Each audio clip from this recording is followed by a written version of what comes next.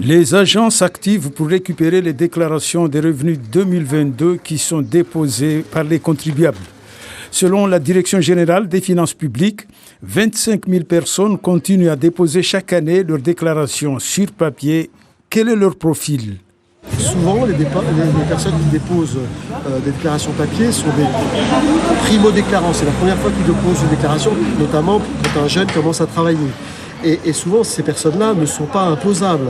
Et donc, elles peuvent avoir un intérêt pour leurs prestations sociales, pour les bourses, s'agissant des parents qui ont des enfants qui accèdent aux études.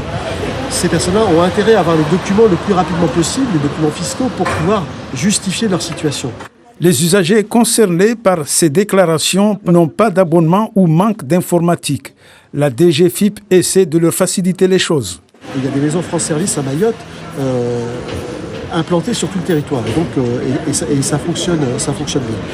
Parmi les usagers qui effectuent leurs déclarations sous forme de papier, des cas assez rares peuvent se produire.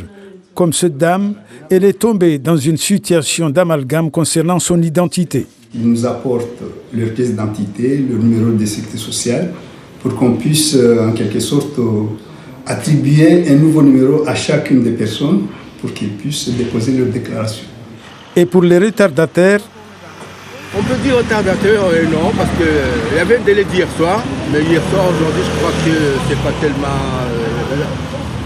ça ne sera pas trop important par rapport à une journée de retard ou 2 jours de retard. Pour moi, c'est sûr. Enfin, pour les déclarations en ligne, la principale difficulté rencontrée par les contribuables, c'est quand les personnes ont perdu leur mot de passe. Et donc, ils ne réussissent plus à aller sur leur espace. Et donc, il faut qu'ils nous contactent pour qu'on leur redonne, pour qu'on leur débloque leur compte.